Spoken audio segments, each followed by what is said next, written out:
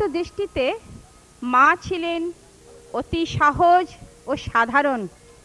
বাইরের আচরণ দেখে তার অসাধারণত্ব কিছু বোঝা যেত না। শ্রীমার মধ্যে তিনটি ভাবের বিকাশ দেখা যায়: গুরুভাব, মাতৃভাব ও ঐশী ভাব। স্বামী ব্রহ্মানন্দ বলতেন, মাকে চেনা বড় শক্ত। ঘোমটা দিয়ে যেন সাধারণ মেয়েদের মতো থাকেন, অথচ মা সাক্ষাৎ জগদম্বা। ঠাকুর না চিনিয়ে দিলে আমরা কি চিনতে পারতাম? অবগুণ্ঠনের আড়ালে শ্রী শ্রী মায়ের ঐশী স্বরূপের যে চকিত আভাস আমরা পাই, তা আমাদের স্মরণ, মনন ও অনুধ্যানের বিষয়। বিভিন্ন জনের কাছে বিভিন্নভাবে শ্রী শ্রী মায়ের ঐশী সত্তার যে প্রকাশ ঘটেছে, তা অভিনয়ের মাধ্যমে উপস্থাপিত করবে সম্মিলিতভাবে রামকৃষ্ণ সারদা মিশন শিক্ষা মন্দিরের জুনিয়র বেসিক বিভাগের ও সারদামণি অবৈতনিক প্রাথমিক পাঠশালার ছাত্রছাত্রীবৃন্দ।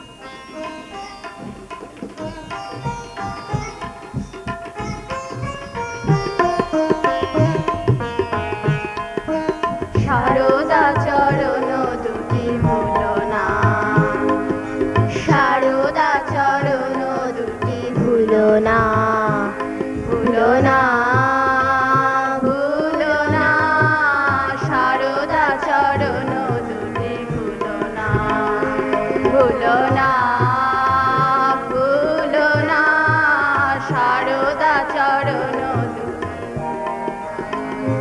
যদি পার হতে চাও দুস্তর ভব নদী, যদি পার হতে চাও দুস্তর ভব নদী, ভুলো না, সারদা চরণ দুটি ভুলো না, ভুলো না, ভুলো না, সারদা চরণ দুটি ত্রেতায় জানকী যিনি, দাপরে শ্রী রাধিকা, এ যুগে সারদা তিনি, নাই তার তুলনা। ত্রেতায় জানকী যিনি, দাপরে শ্রী রাধিকা, এ যুগে সারদা তিনি, নাই তার তুলনা। ভুলো না, সারদা চরণ দুটি ভুলো না, ভুলো না, ভুলো না, সারদা চরণ রাখো কেঁদে মামা বলে, বলো মোরে নাও বলে, দুটি হাতে রাখো বেঁধে সে বাঁধন খুলো না।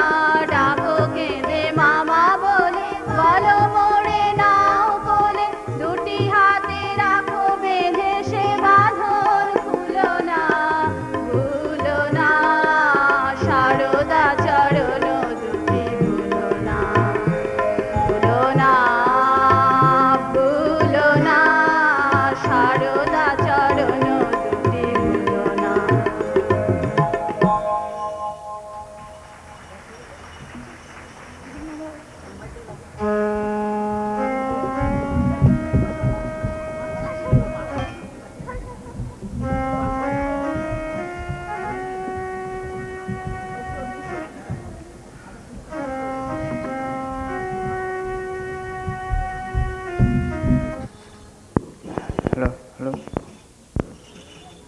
একবার কামারপুকুরের কয়েকজন গ্রামবাসী শ্রী শ্রী মা লক্ষ্মী দিদি ও শিবু দাদা কোনো পর্ব উপলক্ষে যাত্রা করলেন। লক্ষ্য দক্ষিণেশ্বর। 4 ক্রোশ পথ পায়ে হেঁটে, আলো দাও, আরামবাগে এলেন। মা জোরে হাঁটতে পারছেন না। বেলা শেষে সবাই দেখে বিপদ। সামনে তেলোভেলোর মাঠ, ভয়ঙ্কর স্থান, খুনে ডাকাতির ভয়।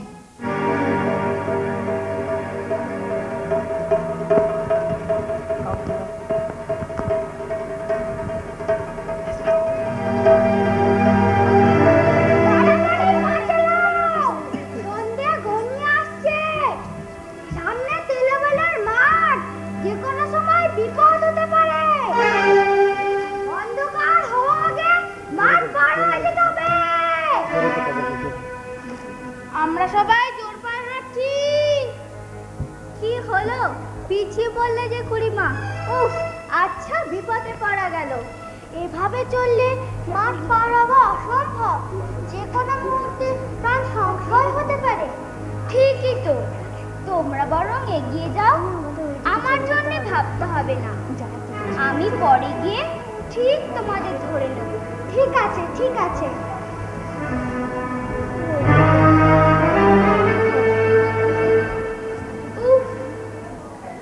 আর যে পারি না, অন্ধকার হয়ে গেছে। ওরা সব কোথায় দেখতে পাচ্ছি না তো।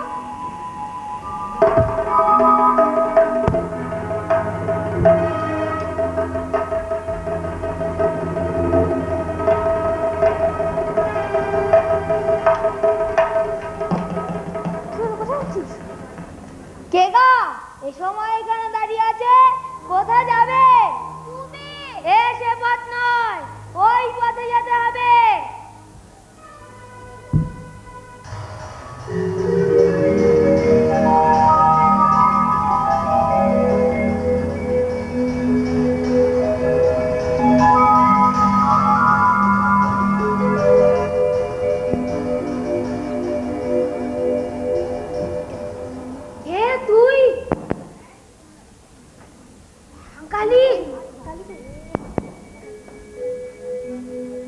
ভয় নেই, আমার সঙ্গে মেয়ে লোকও আছে, সে পেছিয়ে পড়েছে।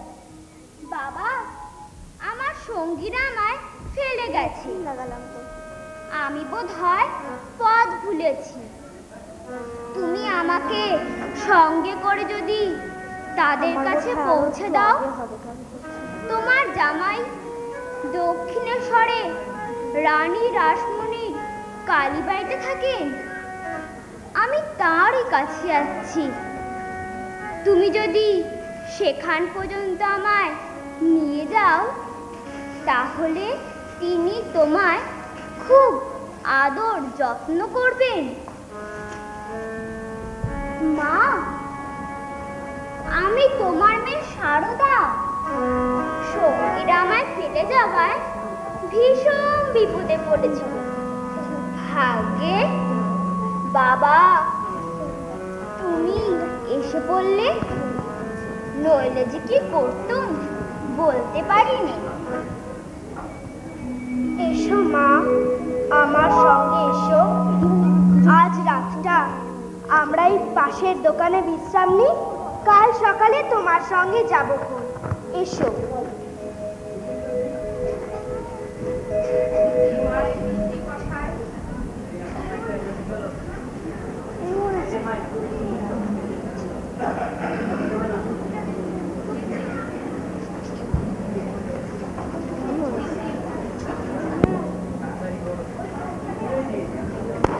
শ্রী শ্রী মায়ের মিষ্টি কথায় ও স্পর্শে নিঃসন্তান বাগদি ডাকাত দম্পতির প্রাণ একেবারে গলে গেল।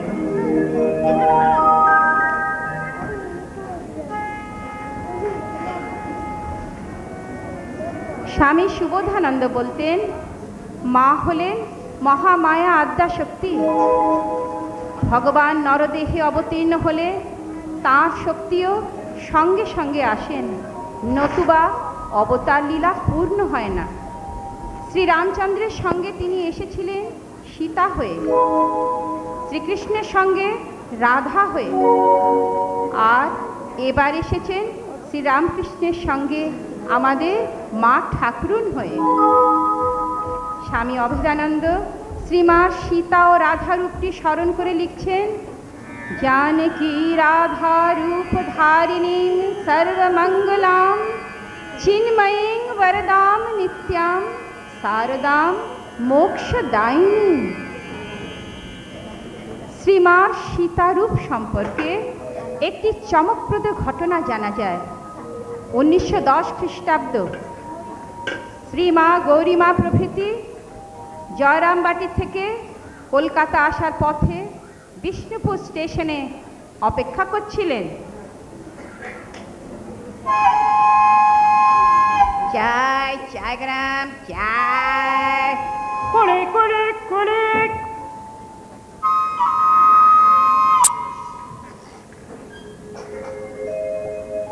কলকাতার গাড়ি আসতে দেরি আছে, আমরা বরং একটু বসি। বসো মা।